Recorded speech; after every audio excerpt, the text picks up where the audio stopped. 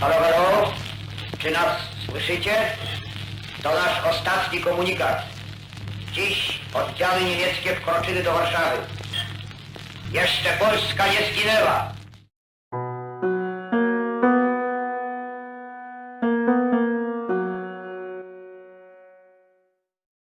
During the last September campaign, Polish airmen fought in less numerous and additionally outdated machines. Airplanes such as the PZL P-11 or PZL 23 Karaś were almost 2 times slower than the German Bf-109. Even Heinkel HA-111 bombers outperformed them. After the fall of Poland, new units were created in France. In December 1939, the French Ministry of Aviation authorized the organization of Polish air squadrons. Avant l'envol pour le front, pilotes et soldats de l'armée de l'air polonaise sont passés en revue par le général Sikorski et le général Denain, chef de la mission militaire franco-polonaise. Les pilotes reçoivent leurs insignes.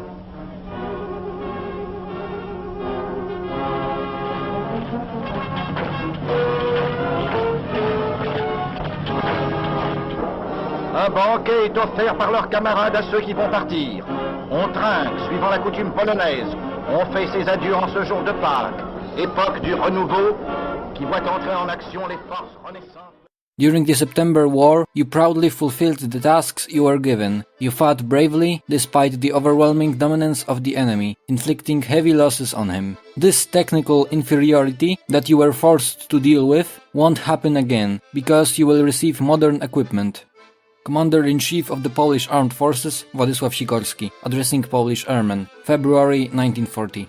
In early January, the first group of Polish airmen was sent to the airbase in Montpellier. It was later called the Montpellier Squadron. Its pilots trained, among others, on Morin-Saulnier MS-250s, Caudron C-635s, Devoitin D-501s, and finally on Morin-Saulnier MS-406 fighters. Poles especially liked the latter. Moran was easy to handle in straight flight and in turns. Field of view was excellent. A little training and Moran will obey me like in a circus, I thought to myself. Everyone was very pleased with the first flights on MS-406s. Squadron pilot Wacław Król. The Poles did very well during trainings, and that is why at the end of March they were assigned to the 6 front flights to the appropriate French squadrons. It's a great honor for you, pilots. Together with your French brothers in arms, you will take revenge on the enemy for the invasion and bleeding of our Polish soil. Let your defensive armor in the moments of dangers of fighting in the air be the words of prayer for your prosperity, flowing to God from your mothers, wives and daughters in Poland, and my warm wishes as your commander-in-chief. Be the winged hussars in the air, who in the history of our country have always led the knighthood, becoming famous for victories under the banner on which was written the great slogan, God, honor and the homeland. Long live France, long live Polish wings and let them unfold. Niech żyje Francja, niech żyją i rozwijają się polskie skrzydła.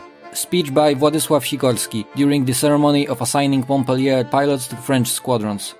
The squadron pilots fought on Morin-Saulnier MS-406s, Curtiss Hawk 75s, Block MB-151s and 152s, as well as Devoitin D-510s and D-520s. Most of them fought skirmishes with German planes. However, there were also fights with the Italian Regia Aeronautica. An interesting event occurred at the end of May. The MS-406 fighter of 2nd Lieutenant Władysław Kciuk was forced to make an emergency landing. As the Pole knew very little French, he could not get along with the local people who considered him a German spy. The French gendarmerie was reported about it and it took Władysław for interrogation. A French doctor who recognized the Polish pilot was there by accident. Władysław was apologized and released. He returned to his base in the same plane but repaired by French engineers. The funniest thing in this story is that it happened again few days later. This time, however, gendarmerie believed his excuses. At the end of hostilities, some of the Polish pilots of the Montpellier squadron were evacuated to Great Britain and French North Africa. The remaining Polish airmen were trained at the Lyon-Bron Center. The 3rd Demblin Fighter Squadron was called the Finnish Squadron because it was planned to be used together with the Polish Independent Highland Brigade and the Polish-Finnish Tank Company in the Winter War. As you know from my previous episodes, the Finns signed an armistice with the Soviets before the Allies managed to send their expeditionary troops there. At the beginning of April 1940, the name of the squadron was changed to 1/145 Warsaw Fighter Squadron. It was commanded by Major Józef Kępiński. At the end of April, the squadron began combat service with 35 pilots. Almost 600 Poles wishing to serve in the Air Force were assigned to the unit that left for French North Africa on March 1st. It consisted of engineers, instructors and students who had only partially completed aviation training in Poland. They've been trained at the airports in Rabat, Marrakesh, Blida and Maison Blanche. Ultimately, there were about 1,500 Polish airmen in French Africa. In mid-May, a Polish squadron was formed at Maison Blanche, which was equipped with cruelly outdated Nieuport de l'Arche NID 622 aircrafts. Luckily for the Poles, there were no engagements with the Italian Regia Aeronautica. They certainly wouldn't be successful for them. Some Polish airmen, however, flying the Block MB-210 bombers, took part in the bombing of targets in Turin and Milan, in Italy, on June 13th to 16th. But let's go back to France, where the Polish Air Force numbered around 7,000 people. In addition to the completed 1/145 Warsaw Fighter Squadron, several dozen pilots from 3/145 and 4/145 squadrons were ready for action. The French, however, decided to disperse the Poles among the other French squadrons, as in the case of the Montpellier unit. In April in Meaux, near Lyon, the formation of the Polish 1st Reconnaissance Squadron began. It was to be equipped with Potes 63 planes. In May, the Polish 1st Bomber Squadron also began to form. Its pilots were trained on the Amiot 143 and Block MB-200 bombers. However, neither the Reconnaissance nor the Bomber Squadron received the promised planes and didn't take part in the fighting. On May 10th, 1940, Germany attacked Benelux countries and France. Among others, Luftwaffe entered the fray. Already in the first hour of operations, around 5 am, German Dornier Do-17s bombed the Polish airbase at Lyon-Bron.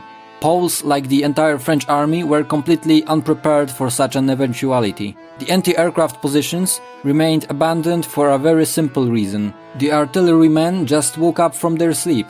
The pilots of 1/145 Warsaw Squadron took off too late. Poles, however, thanks to their experience gained during the September campaign, kept most of their planes at the side of the airport, masked. Thanks to this, none of them was destroyed. Similar raids took place all over France, and the unprepared Allies suffered heavy losses. On May 12th, instead of the promised great Block MB-152 fighters, the Warsaw Squadron airmen were given 36 Caudron CR-714 planes, known for their atrocious reliability. On May 19th, one of such reliability issues killed 2nd Lieutenant Witold Dobrzyński. There have been tragic aviation accidents in the past, and they will continue to happen in the future. This is how Polish pilots explained the tragedy to themselves. Wacław Król. On May 25th, the French Minister of Aviation flew to Lyon-Bron and, after investigating the matter, ordered the Caudron CR-714s to be suspended in flights and promised to replace them with Block MB-152 fighters. 2 days later, on May 27th, 1/145 Polish Squadron announced its combat readiness. It was assigned to the 21st Fighter Group. On June 2nd, it was transferred to the Dreux airport, where it was to defend the vicinity of Paris. However, the only operational fighters were the Caudron CR-714s. On June 3rd, the first air skirmish took place. At one point, Lieutenant Czerwiński noticed a group of 3 German bombers. The Heinkels rushed towards the clouds, but the Poles already opened heavy machine gun fire on them. They shot accurately. Such an opportunity couldn't be missed. First Heinkel, shot by Czerwiński, fell down with a black smoke. A few seconds later, the same happened to Żukowski's target. The third German plane hit in the clouds. Wacław Król. On June 9th, an air battle took place over the town of Vernon. 17 Caudron CL-714s clashed with 20 Bf-109s, covering 25 Dornier Do-17s. Poles managed to knock down 1 bomber and 3 German fighters. They themselves lost 3 pilots, although there were many more heavily damaged Caudrons. However, they managed to land safely. An even bigger battle took place on the next day. I'm already sitting in the narrow cabin of my Caudron. After breaking through the clouds, I suddenly noticed 2 groups of points which are flying straight at us. I shouldn't attack. The German advantage was too clear. In addition, we flew on the tragic Caudrons, the worst fighters in the entire French Air Force. Dornier Do-17s, old friends from Poland. The forehead attack lasted a second or two. I managed to send a short burst into the leading machine. I saw 2 Dorniers smoking. Light tracers flying close to my machine. I make a sharp turn, dive, turn the other direction and dive again. Finally, I've lost 2 fighters from my tail. Then I try to get behind the plane that is fiercely attacking my friend's Caudron. The German gave up the fight. I'm entirely covered in sweat. I slow down the engine and wipe it off my forehead. A moment of peace. I am relieved to see 4 planes from my squadron. Instinctively, I slow down the engine again, and at the same moment my heart leaps into my throat. These were not planes from my squadron, but Nazi Messerschmitts. Suddenly, I felt as if someone had slammed a whip on my back. An invisible hand smashed to pieces all flight's instruments in the cabin. The fire was accurate. I make a reverse turn and dive. I can't move my left hand. I get weaker with every moment. Parachute jump is out of question. The only hope is to land. I get a blurred vision. Ground. I feel the impact and all I see is darkness. I slowly open my eyes. I'm in bed, all bandaged, and there is an old man in a coat sitting next to me. "Bravo, mon commandant," he says. "You're finally awake. A moment ago it was announced on the radio that the Polish squadron deserved a distinction for the unmatched attack over Dreux." The commander of the 1/145 Polish Fighter Squadron, Major Józef Kępiński. After the fierce battle on June 10th, many Polish squadrons flew to the airport in a tragic state. Only a few CR-714s remained operational. The next day, the Poles were moved away from the front. There, the Polish pilots finally got the promised Block MB-152 fighters. Additionally, 16 Poles were assigned to French squadrons flying near the port of La Rochelle on excellent Devoitin D-520s. On June 18th, 2 Poles with the French commander took off from the Rochefort airport to patrol the coastline. There, they encountered a lonely Heinkel HA-111, which they shot down very quickly. As the French radio later announced, it was the last skirmish fought under the skies of France in 1940 campaign. The next day, Polish airmen were evacuated from the port of La Rochelle to Great Britain to fight there a few weeks later in the Battle of Britain. An interesting unit of Polish airmen was the Kołchowe Squadron. In May, its pilots received 13 Dutch production aircraft, Kołchowe Fk-58s. It was the vast majority of all 18 planes produced for the French Air Force. The unit carried out about 50 patrols during the war, but never encountered any enemy planes. To sum up, despite the previous experiences of German campaigns in Poland, Denmark and Norway, the French command decided not to prepare additional field airfields where some of the planes could be transported. This caused huge losses in equipment during the first days of the war. Because of this, Poles were forced to fly mostly outdated machines. Only when the French Air Force also shrank in number of personnel, the still fighting Polish airmen could receive fighters such as the Block MB-152 or Devoitin D-520.